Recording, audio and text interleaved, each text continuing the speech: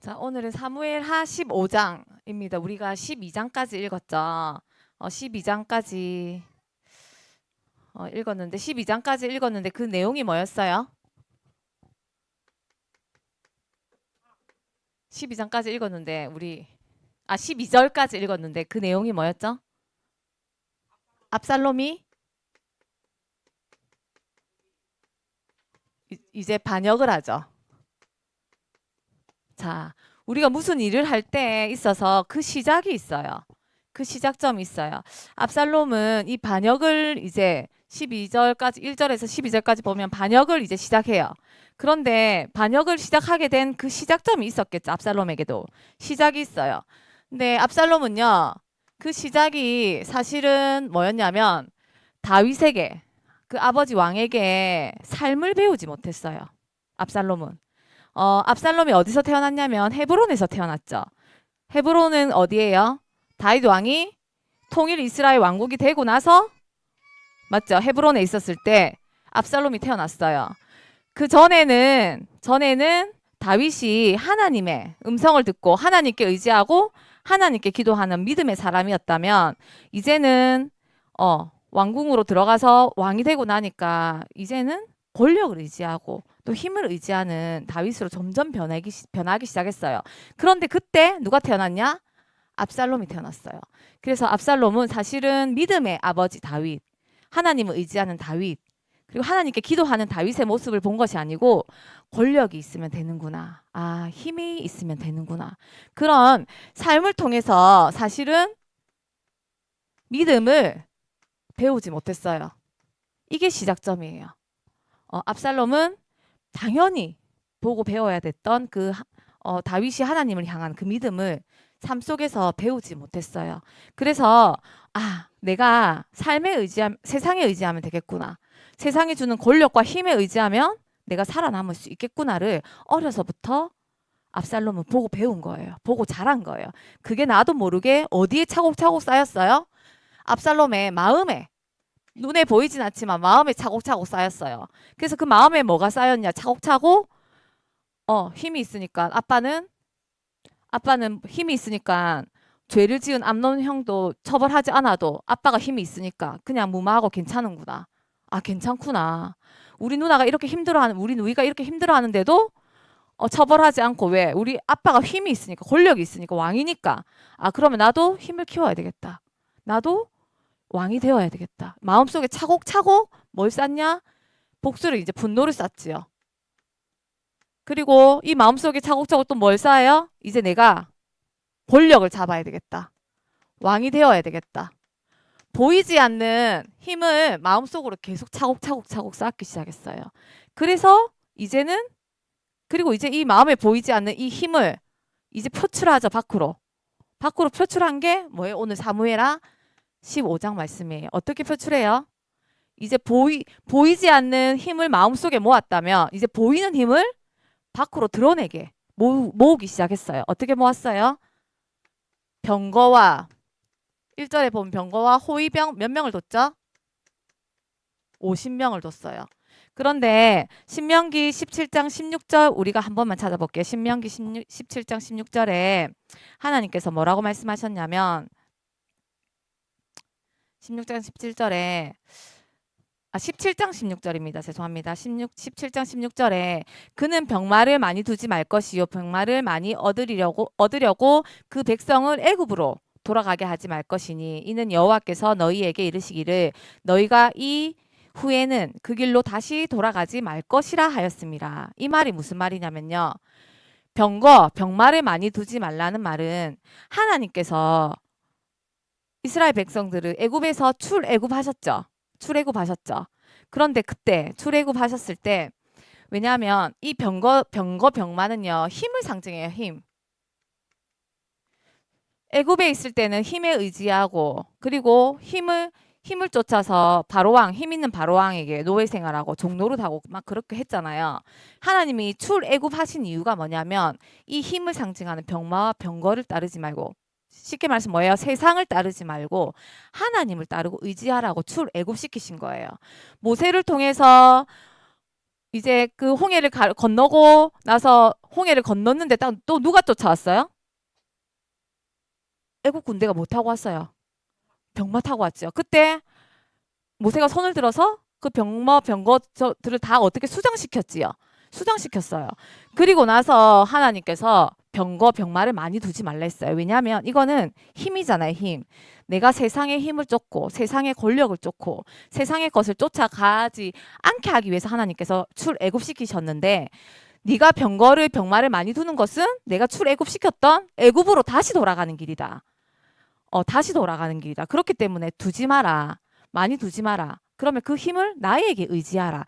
이런 뜻인데 압살롬은 이 힘을 이제 모으기 시작했지요. 보이는 쪽으로도 세상의 힘을 모으기 시작했어요.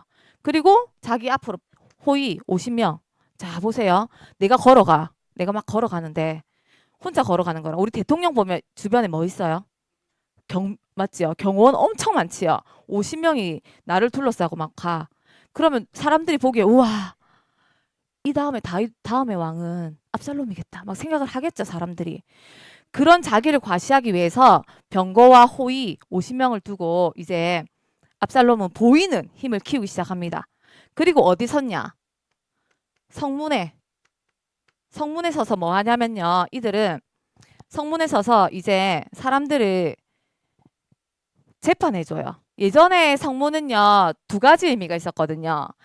성문 앞에 가서 나의 어려움과 그리고 재판받을 것들 있지요. 그런 것들을 왕께 호소를 해요.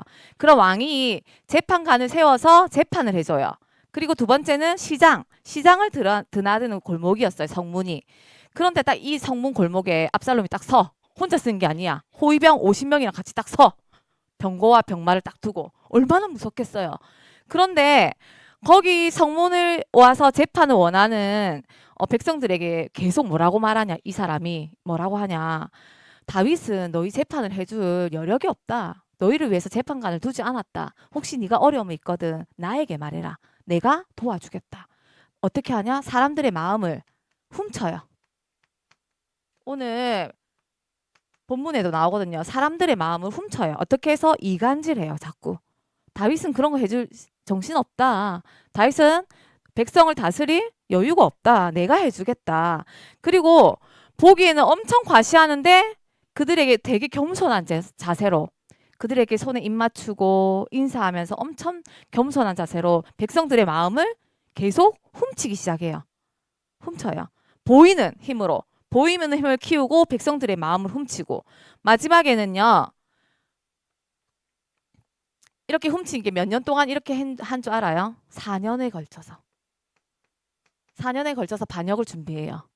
압살롬이. 그리고 뭐라고 다윗에게 하냐면 다윗에게 내가 구술 땅에 쫓겨 있었을 때 다시 예루살렘으로 돌아오게 된다면 하나님께 서원제를 드리기로 약속했었다. 내가 예루살렘으로 돌아왔으니까 헤브론으로 가서 하나님께 예배드리게 해달라. 그렇게 말해요. 그런데 봐봐. 예루살렘으로 돌아온 지 몇 년 됐어요? 6년이 지났지요, 벌써. 아빠 못 본 지 2년 됐고 이 반역 준비한 지 4년 되면 6년이 지났어요. 그런데요. 하나님 앞에 드리는 서원제는요. 서원 제사는요. 시간이 지나서 드리는 게 절대 아니에요. 하나님이 나의 기도에 응답했을 때 바로 드리는 게 서원 예배예요. 그런데 압살롬은요. 다 반역을 준비하고 내가 이제 헤브론으로 가야 되겠다. 그 시점에 다윗에게 말해요. 가서 제사 드리게 해달라. 하나님의 마음까지 훔쳐요. 도둑질해요. 압살롬이 하나님의 마음까지 거짓으로 만들어요. 그래서 헤브론으로 가요. 근데 그때 어떻게 가냐? 누구랑 가냐? 다윗 예루살렘에 있던 유력자, 그러니까 신하죠. 다윗의 신하, 유력자 200명을 데리고 가요. 이 사람들은요. 사실 이유도 모르고 따라가요. 아, 하나님께 제사 드리러, 서원제 드리러 간다니까 따라가요.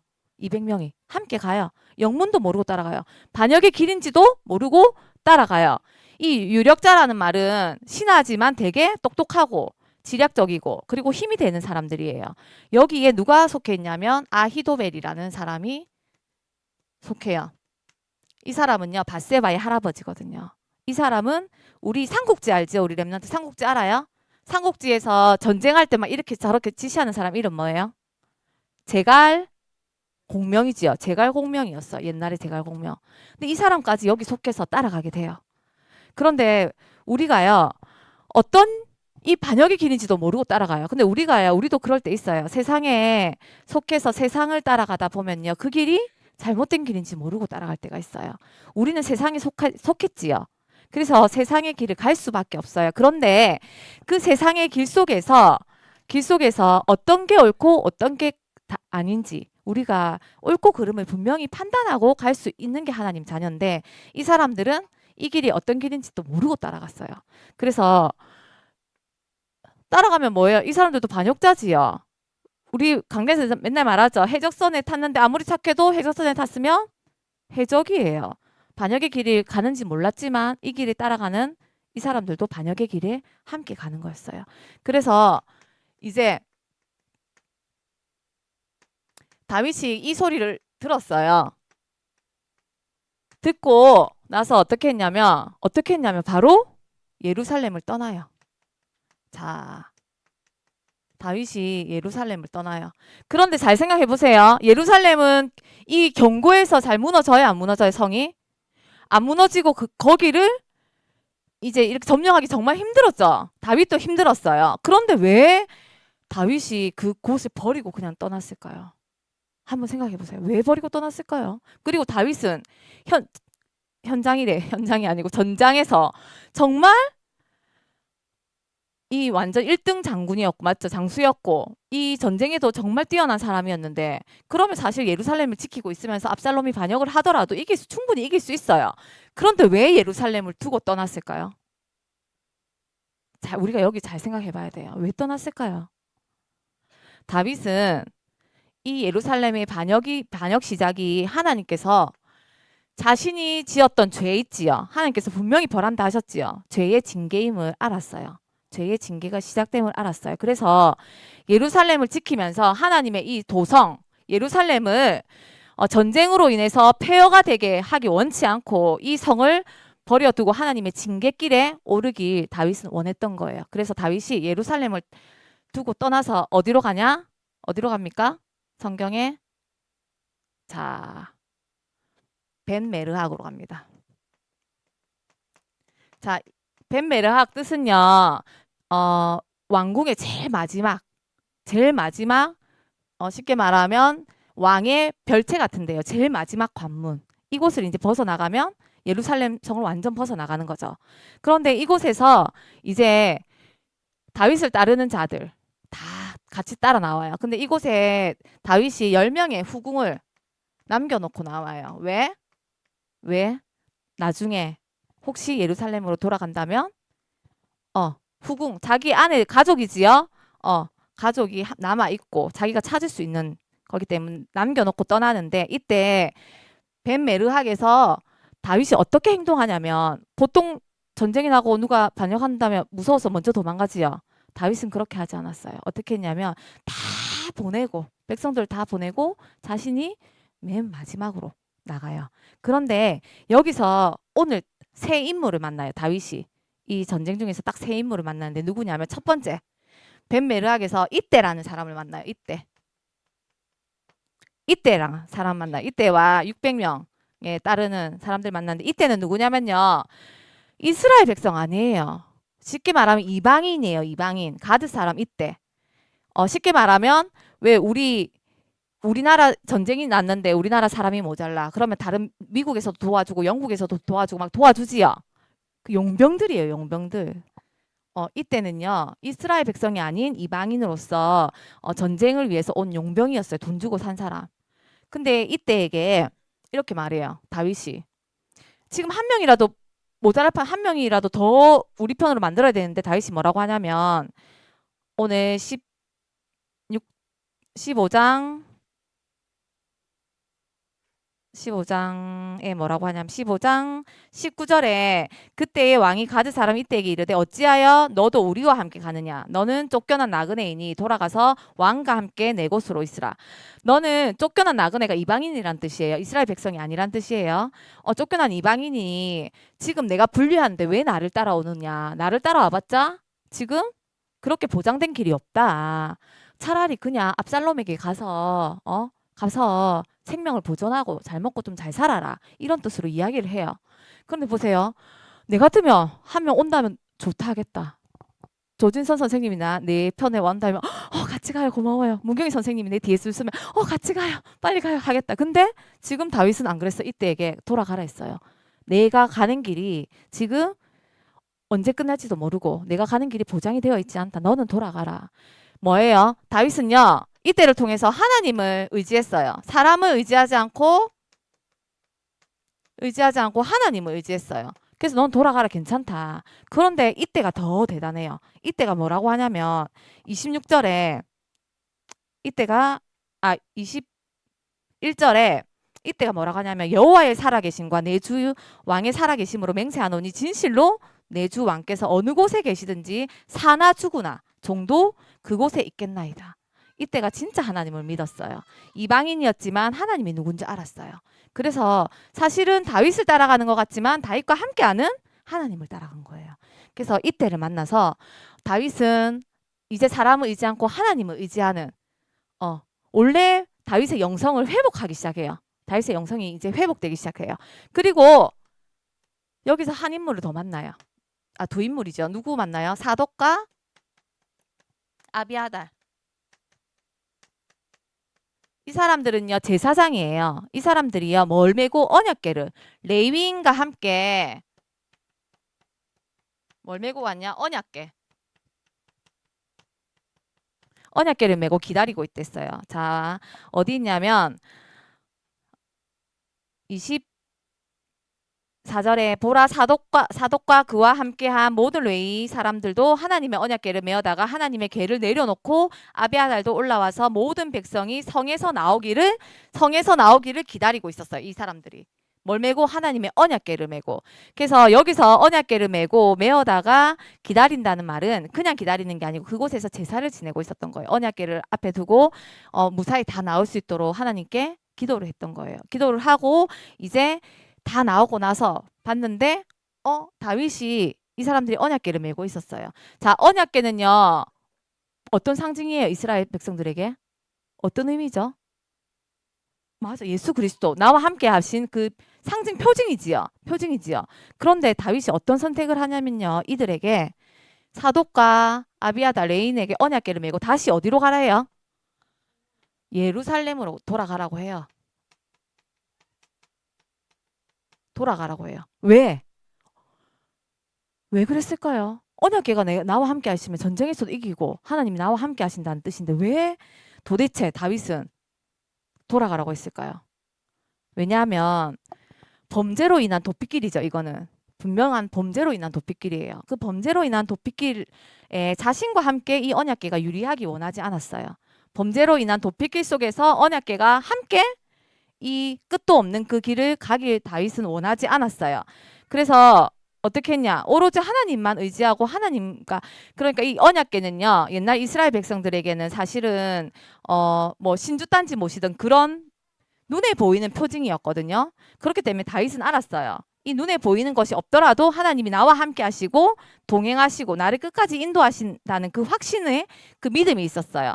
그래서 뭐라고 고백해요? 다윗이 하나님의 은혜를 구하지요. 어떻게 구해요? 26절에 그가 이와 같이 말씀하시기를 내가 너를 기뻐하지 아니한다 하시면 종이 여기 있사오니 선이 여기시는 대로 내게 행하옵소서. 그 앞에 25절에 보면 왕이 사독에게 이르되 보라 하나님의 궤를 성읍으로 도로 메어 가라. 만일 내가 여호와 앞에서 은혜를 입으면 나를 도로 어디로 인도하신다고요? 예루살렘으로 인도하실 거라고. 그래서 다윗은요 언약궤 보이는 언약궤 의지하지 않고 나와 함께 하시는 그 하나님의 은혜를 구했어요. 사람을 의지하지 않고 하나님을 의지하고 또 언약궤를 통해서 하나님의 은혜를 구했어요. 자 보세요. 이렇게 쭉 나오면서 이제 다윗이 점점점 옛날의 영성을 회복하고 있지요. 회복하고 있어요. 이 도피길이 사실은 피난길이 사실은 고난의 길이 아니고 위기의 길이 아니고 갈등의 길이 아니고 하나님이 나를 축복하시고 회복하시고 치유하시는 그 치유의 길이었어요. 그리고 마지막으로 누굴 만나죠? 마지막으로 이제 가는 길에 쭉 가요. 회복의 길로 쭉 가면서 여기 이렇게 쭉 가면요. 얘네들의 종착지가 어디냐면 광야예요. 광야. 광야 알지요? 옛날에 다윗이 사울에게 쫓겨서 도망 다니던 곳. 다윗이 사울에게 쫓겼지만 하나님 의지하고 기도하던 곳. 그곳이에요, 광야. 그런데 이 길까지 가는 길에 어디를 거쳐가냐? 색깔. 자, 기드온 시내를 거쳐가고요. 감람산 지나가요. 자, 여기를 지나서 광야길로 가요. 그런데 보면요, 지나갈 때 이제 무슨 소식을 이제 지나가고 가면서 어떻게 가냐면요. 감남산으로 이제 이렇게 쭉 가면서 감남산으로 올라가요. 그런데 어떻게 올라가냐면 머리를 가리고 맨발로 울면서 가요. 하나님께 기도 드린다는 거거든요. 이 뜻은. 기도 드리면서 가는데 무슨 소식을 듣냐? 무슨 소식을 듣냐면 아이도벨이 압살롬에게 붙었다 하더라. 나의 정말 친한 옆에 친구이자 지인이자 내가 이때까지 전쟁에서 싸웠던 모든 전쟁의 지약을 짜주고 나를 도왔던 이 아이도벨이 압살롬에게 갔다더라. 근데 심정이 어떻겠어? 이 전쟁 질 수도 있겠다. 다윗의 마음속에 어떡하지? 그래서 31절에 간절히 기도해요. 하나님께. 가는 길에 하나님께 간절히 기도하죠. 그게 31절이죠. 어떻게 기도합니까? 어떤 사람이 다윗에게 알리되 압살롬과 함께 모반한 자들 가운데 아이도벨이 있나이다 하니 다윗이 이르되 여호와여 오나옵건대 아이도벨의 모략을 어리석게 하옵소서. 기도해요. 긴급한 상황 속에서도 이제 다윗은 옛날에 영성을 찾아가기 시작했죠. 긴급한 상황 속에 하나님께 무릎 꿇고 기도하는 다윗으로 변하기 시작했어요. 계속 하나님께서 이 어려운 길 속에서 계속 회복하고 치유해가고 계세요. 다윗을 어떻게 옛날의 다윗으로 믿음의 다윗으로 하나님께 무릎 꿇던 다윗으로 하나님을 찬양하던 다윗으로 계속 바꿔가고 계세요. 그리고 감람산 꼭대기 마루터에 이렇게 딱 갔을 때 누구를 만나냐? 마지막으로 후세라는 사람을 만나요. 이 후세는요 다윗의 오래된 친구예요. 그런데 다행히 후세도요 아이도벨과 견주어도 뒤지지 않을 정도의 지략가였어요. 후세도 지략가였고 그리고 다윗의 오래된 버치고 다윗이 어려울 때 항상 도와주던 사람이었어요. 이 후세를 만나는데 자 분명히 보세요. 힘든 속에서 가면서 기도를 했어요. 아이도벨의 모략을 어리석게 해달라고 기도를 했는데 감람산에 딱 도착하니까 누굴 만나요? 후세를 만나요. 하나님께서 기도에 응답하셨죠. 응답하셨어요. 근데 그리고 나서 다윗은요 여기서 머물지 않고요. 하나님께서 주시는 믿음과 이 영성과 모든 것을 회복하면서 이제 어떻게 대처해야 되는 것까지 하나님께서 그 지혜도 다 같이 주세요. 어떻게 하냐면 후세에게도 어디로 가래요? 후세에게도 다시 예루살렘으로 돌아가라고 해요. 후세에게도 다시 예루살렘으로 돌아가서 이 아이도벨을 맞서서 이 아이도벨의 계략을 다 무너뜨려 달라고 그렇게 기도해요. 그래서 그런데 여기서 중요한 건 뭐냐면요. 잘 보세요. 예수님이 요한복음에 보면요. 예수님이 십자가에 못 박혀 죽으시기 전에 어디를 지나가야 되냐면요. 이 기드온 시내를 지나가요. 요한복음 18장 1절인가 나올 거예요. 기드온 시내 지나가요. 그리고요. 예수님이 제자들과 함께 어디에 올라가냐면 마지막으로 감람산 꼭대기에 올라가서 기도해요. 하나님 앞에. 제자들을 다 놔두고 3명만 데리고 그 근처에 제자들 3명 그 근처에 놔두고 혼자 기도하지요. 거기서 기도해요. 하나님 이 잔을 나에게서 제하여 주시는데 근데 내 뜻대로 말고 하나님 뜻대로 하옵소서 기도하고 있어요. 그런데 이 장소를 알던 누가 고발하죠? 누가 고발해요? 맞아요. 맞아요. 유다가 고발해서 예수님이 여기서 잡혀가세요. 자, 기드온 시내를 지나서 감람산에 와서 마지막 기도를 여기서 하시고 예수님이 잡혀가세요. 이 말은 무슨 말이냐? 자, 다윗도 지금 영성을 회복하는 길에 어디로 지나가요?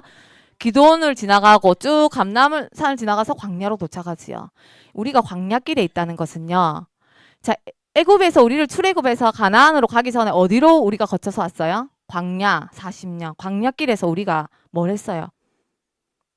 만나도 먹고 메추리도 먹고 저기 불기둥 구름 기둥으로 우리를 하나님께서 인도하셨지요. 하나님의 은혜가 없으면 안 된다는 거예요. 하나님을 믿지 않으면 안 된다는 거예요. 우리는 날마다 광야길에 있어야 돼요. 우리가 그 광야를 잃어버리면 압살롬처럼 보이는 힘을 키우고요. 광야를 잊어버리면 하나님의 구원의 은혜를 잊어버려요. 광야를요 버리고 광야를 잊어버리면 하나님을 믿지 않는 세상 쪽으로 자꾸 쫓아가요. 그래서 우리는 날마다 어디를 생각해야 되냐면 광야를 생각해야 돼요.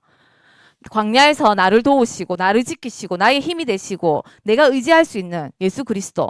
광야에서 나에게 메추라기와 만나를 주시고 불기둥 구름 기둥으로 나를 인도하시고 나를 끝까지 가나안으로 이끄신 그 하나님의 역사를 내가 광야에서 날마다 체험하고 확인해야 돼요. 그래서 우리는 결론입니다. 자, 같이 한번 따라해 볼까요? 하나님을 찾자. 우리는요 날마다 하나님을 어떻게 부지런히 찾아야 돼요. 히브리서 11장 6절에 보면요 믿음이 없이는 하나님을 기쁘시게 하지 못하나니 하나님께 나아가는 자는 반드시 그가 계신 것과 또한 그가 자기를 찾는 자들에게 상 주시는 임을 믿어야 한다고 했어요. 자, 하나님을요 우리가 찾으면 하나님께서 우리에게 분명히 뭘 주신댔어요? 상을 주신댔어요. 그런데 그 상이 누군 줄 알아요? 우리 랩런트? 그 상이 뭔지 알아요? 바로 구원. 맞아. 예수 그리스도. 생명이에요. 그 상이 바로 예수 그리스도예요. 날마다 내가 하나님을 찾고 날마다 내가 하나님을 부르짖고 그러면 하나님께서 상을 주세요. 근데 그 상이 바로 하나님 자신 예수 그리스도세요. 예레미야 29장 13절에 보면요. 제가 마지막으로 이거 읽어드릴게요.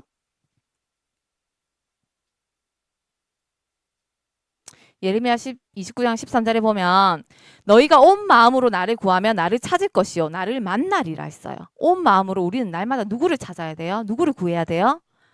나를 위해서 십자가에 못 박혀 죽으시고 나를 위해서 끝까지 기도하셨지만 나를 위해서 그 뜻을 다 내려놓고 하나님의 뜻대로 그 십자가에 그 길을 가신 예수 그리스도를 우리는 날마다 찾아야 돼요.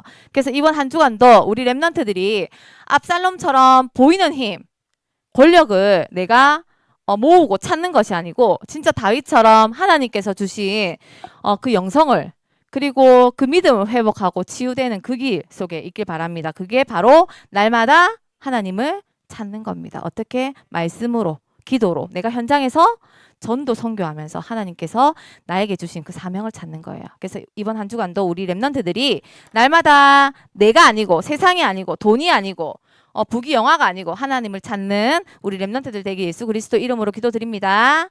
자, 기도하고 마치겠습니다. 하나님 감사합니다. 징계와 다윗의 황신의 말씀을 통하여 하나님 비록 다윗이 죄를 범하였지만 하나님께서 그 죄의 대가로 하나님 그 고난길을 가게 하셨고 그리고 그 고난길 속에서 하나님 그리스도를 다시 회복하게 하시고 믿음을 회복하게 하셔서 하나님 승리의 길을 가게 하셨던 것처럼 하나님 우리 랩런트들이 날마다 현장에서 학교에서 하나님을 찾기 원합니다. 하나님의 말씀을 보고 그 말씀을 통하여 기도를 통해서 하나님을 또 구하기 원합니다. 그리고 그 구한 그 하나님의 그 역사를 현장에서 체험하기 원합니다. 하나님 우리 랩런트들이 압살롬의 길을 가는 것이 아니라 다윗처럼 하나님 날마다 하나님을 찾고 하나님께 엎드리고 하나님을 의지하고 그 믿는 믿음으로 날마다 현장에서 승리할 수 있도록 역사하여 주시옵소서. 감사드리며 예수 그리스도 이름으로 기도드립니다. 아멘.